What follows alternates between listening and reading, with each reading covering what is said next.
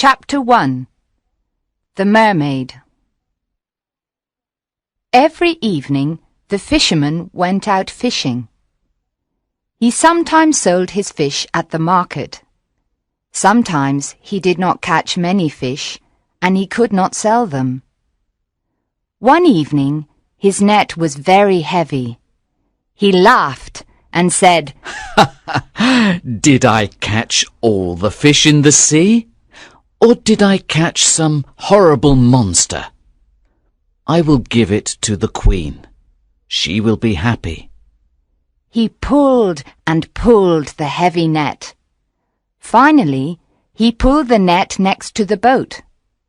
But there were no fish in it, and there was no monster. There was only a little mermaid. She was asleep. Her hair was yellow like gold.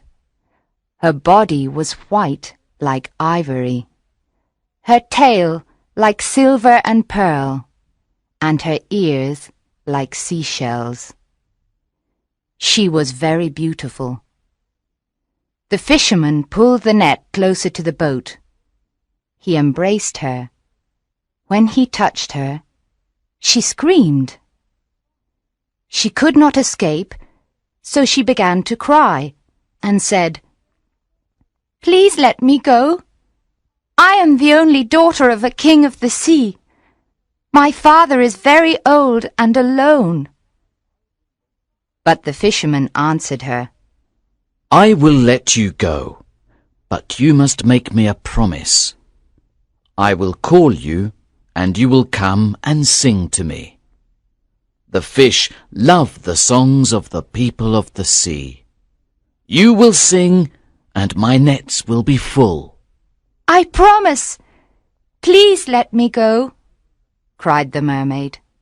"Yes, I will let you go," said the fisherman. So she promised him, and he let her go.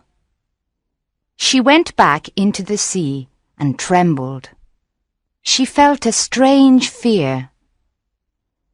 Every evening the young fisherman went fishing and called the mermaid.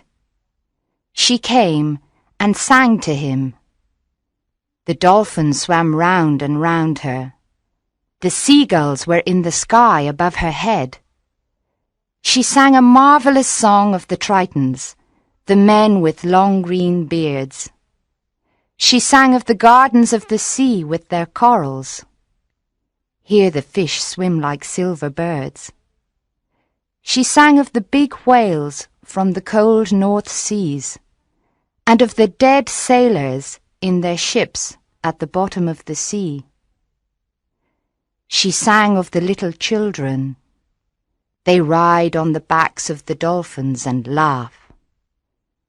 When she sang, the tuna fish came to listen to her. The young fisherman then caught many of them. When his boat was full of fish, the mermaid smiled at him and swam away. But she never came near him. When he tried to catch her, she went into the water like a seal. Each day her voice became sweeter to his ears. Soon he forgot his nets and listened to her song. He listened to her until the moon came. One evening he called her and said, "Little mermaid, marry me, because I love you." But the little mermaid said, "You have a human soul. Send away your soul, and then I can love you." The young fisherman thought, "Why do I need my soul? I cannot see it. I cannot touch it. I do not know it. Of course, I will send it away, and I will be very happy." He stood up in his boat and cried, "I will send my soul away. You will be my wife, and you will show me all the things you sing about. We will be together forever." The little mermaid laughed because she was very happy.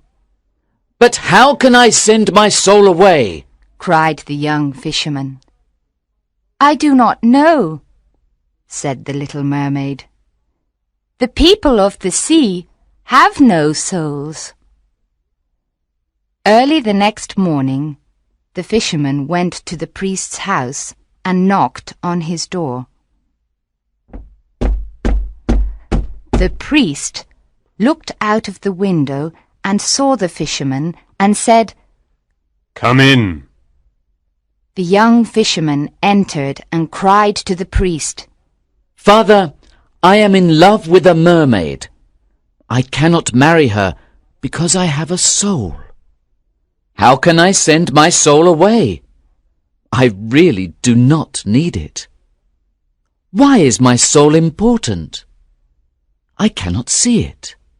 I cannot touch it. I do not know it.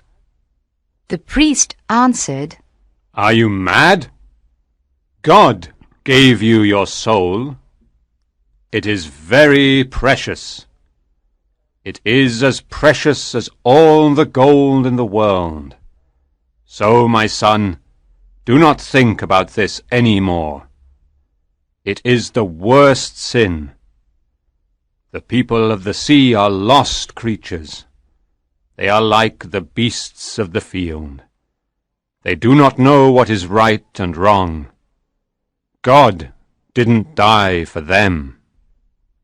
The young fisherman began to cry and said, Father, the fawns live in the forest and are happy. The mermen sit on the rocks with their gold harps. I want to be like them. Why is my soul important? I have a soul, but I cannot have the mermaid. And I love her, he cried. It is horrible to love your body, cried the priest. The fawns of the woods and the mermen are horrible. I hear them at night. They try to distract me from my prayers. They are lost, I tell you. They are lost. There is no heaven or hell for them. Away, away! cried the priest. Your mermaid is lost, and you will be lost with her. The young fisherman walked sadly to the marketplace. When the merchants saw him, they said, What do you want to sell? I will sell you my soul, he answered. Please buy it from me, because I am tired of it. What can I do with a soul? I cannot see it. I cannot touch it. I do not know it. But the merchants laughed at him and said, What can we do with a soul? A false coin is more precious. Sell us your body, and we will give you a lot of gold. But we will not give you any money for your soul. The young fisherman thought, How strange this is. The priest said, Your soul is as precious as all the gold in the world. But the merchants say, A false coin is more precious. He went to the beach and began to think.